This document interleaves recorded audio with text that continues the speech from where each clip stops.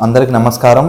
నేను మీ doctor M V Bhagiratha, MD general physician and diabetologist, rainbow super speciality hospital, Pogathota, Nellore. ఈరోజు మనం మాట్లాడుకునే విషయం డెంగ్యూ ఫీవర్. విషజ్వరంలో ఒకటైన ఈ డెంగ్యూ ఫీవర్ గురించి మనం ఈరోజు మాట్లాడుకోబోతున్నాము.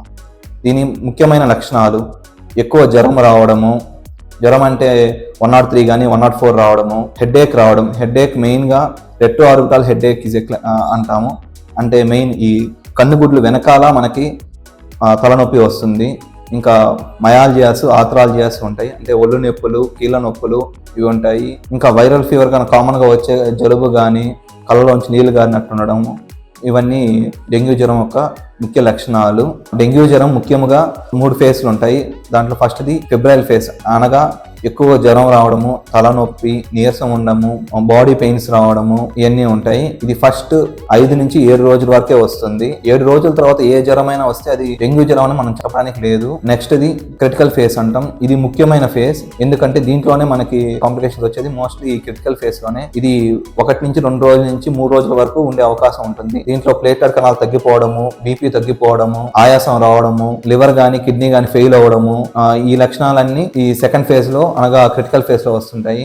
లాస్ట్ 3వది మనకి ఈ రికవరీ ఫేజ్ అంటాం. ఈ రికవరీ ఫేజ్ లో అంటే ప్లేటెడ్ కణాలు నార్మల్ అయిపోవడము. దీంట్లో మెయిన్ వచ్చేదంటే ఎక్కువ బయట నుంచి సెలైన్ పెట్టే కొద్ది బాడీ ఊడడం, మొహం ఊదడం, ఆయాసం రావడం, ఇవన్నీ రికవరీ ఫేజ్ లో వస్తాయి. ఈ డెంగ్యూ జ్వరం యొక్క వార్నింగ్ సైన్స్ అంటాం, అంటే ప్రమాదకరమైన లక్షణాలు. అంటే ఎమర్జెన్సీగా హాస్పిటల్కి ఏ లక్షణాలు అయితే పేషెంట్కి ఉంటే ఎమర్జెన్సీగా హాస్పిటల్కి రావాలో ఈ లక్షణాలు ఏంటంటే: 1, రికరెంట్ గా వామిటింగ్ అవడం, ఊరిని వామిటింగ్ అవడం, భరించలేని కడుపులో నొప్పి, చర్మం మీద మచ్చలు రావడం గానీ, రక్తపు వాంతులు అవ్వడం గానీ, మోషన్లో నల్లగా రావడం గానీ, మనిషి డల్లుగా అయిపోవడం గానీ, ఇంకా ఒళ్ళంతా చల్లగా అయిపోవడం గానీ, ఈ లక్షణాలన్నింటినీ వార్నింగ్ సైన్స్ అంటాం. ఈ వార్నింగ్ సైన్స్ ఉంటే మటుకు ఎమర్జెన్సీగా మనం హాస్పిటల్కి వెళ్ళిపోవాలి. ఈ డెంగ్యూ జ్వరం ఎలా నిర్ధారించుకోవాలి? డెంగ్యూ జ్వరం మెయిన్ పైన చెప్పిన ఈ సిమ్టమ్స్ అన్ని లక్షణాలను బట్టి, దాంతో పాటు రక్తంలో మనం డెంగ్యూ NS1 అంటాం, IgM, IgG ఈ 3 రక్త పరీక్షల వల్ల మనకి నిర్ధారించుకుంటాం. ఫస్ట్ 5 రోజుల్లో మనకి NS1 మెయిన్ గా ఉంటుంది. ఆ పరీక్ష ద్వారా మనం డెంగ్యూ జ్వరాన్ని నిర్ధారించుకుంటాం. డెంగ్యూ జ్వరం ట్రీట్మెంట్ గురించి మాట్లాడుకుందాం. ట్రీట్మెంట్ పరంగా వస్తే మనం ఫస్ట్ 5 to 7 days మెయిన్ గా ఫీవర్ వస్తుంది కాబట్టి మెయిన్లీ యాంటీబయోటిక్స్ అంటాం, అంటే డోలో వేసుకోవడం కానీ, పారాసిటమాల్ వేసుకోవడం, ఇది చూసుకోవాలి. తలనొప్పికి, ఒళ్ళు నొప్పులకి హైడ్రేషన్ ఎక్కువ ఉండాలి, డీహైడ్రేట్ అవ్వకుండా చూసుకుంటా ఉండాలి మనిషి. దాని తర్వాత సాఫ్ట్ డైట్ తీసుకోవాలి పేషెంట్. దానికి మించి ఫస్ట్ 5 to 7 days మెయిన్ ఈ జ్వరాన్ని బాగా తగ్గించుకొని బాగా హెల్తీగా ఉంటే సెకండ్ స్టేజ్కి వెళ్తుంది. నెక్స్ట్ సెకండ్ స్టేజ్ లో మనకి అనగా క్రిటికల్ ఫేజ్. ఈ ఫేజ్ లో మనకి ప్లేట్లెట్ పడిపోవడము, బీపీ పడిపోవడం ఉంటుంది. మోస్ట్లీ ఈ ఫేజ్ లో మనం హాస్పిటల్లో అడ్మిట్ ఖచ్చితంగా అవ్వాలి. అడ్మిట్ అయ్యి ప్లేట్లెట్ కణాలు ప్రతిరోజు ప్లేట్లెట్ కణాలు చెక్ చేసుకుంటా ప్లేట్లెట్ తగ్గే పని అయితే మనం ఎక్కించుకోవడం ఉంటుంది. ప్లేట్లెట్ ఎక్కించుకోవాల్సింది మెయిన్ మనకి ప్లేటెడ్ కణాలు 20,000 కంటే తక్కువ ఉండడం ఒకటి, లేదంటే 50,000 కంటే తక్కువ ఉండి అక్కడి నుంచి రక్తస్రావం అయితేనే మనం ప్లేట్లెట్ ఎక్కించుకోవాలి. అలా లేకుండా 1,00,000 కంటే తక్కువ ఉంటే మనం ప్లేట్లెట్ కణాలు ఎక్కించుకోవాల్సిన అవసరం అయితే లేదు. దాని గురించి ఎక్కువ భయపడాల్సిన అవసరం లేదు. దానికి అవే పెరుగుతాయి. రెగ్యులర్గా CBC చెక్, అంటే ప్లేట్లెట్లు కణాలు ఎంత ఉన్నాయో చెక్ చేసుకుంటా, హెమటోక్రిట్ అంటాం, అంటే బాడీలో నీరు శాతం ఎంత ఉందో దాన్ని చెక్ చేసుకుంటా మనం జాగ్రత్త పడితే సరిపోతుంది. ఈ క్రిటికల్ ఫేస్ని కానీ మనం గెట్ ఆన్ అవ్వగలిగితే మనకి ఈజీగా రికవరీ అని ఉంటుంది.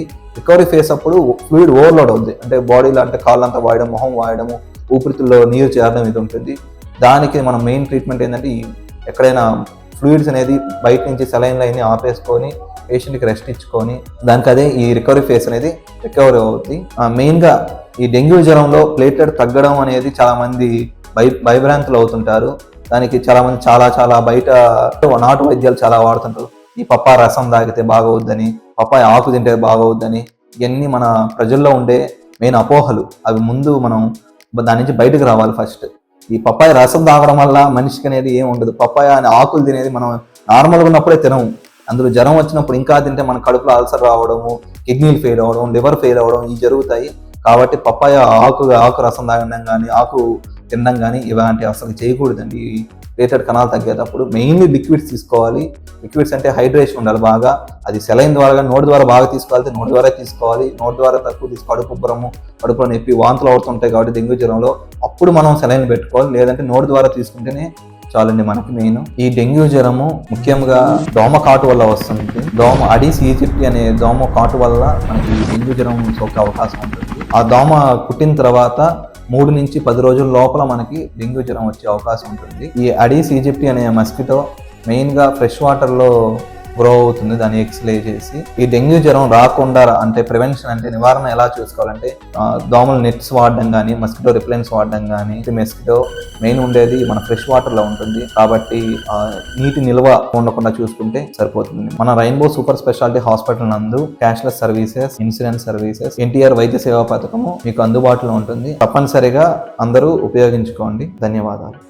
మరిన్ని వివరములకు సంప్రదించండి doctor M V Bhagiratha, rainbow super speciality hospital, Pogathota, Nellore.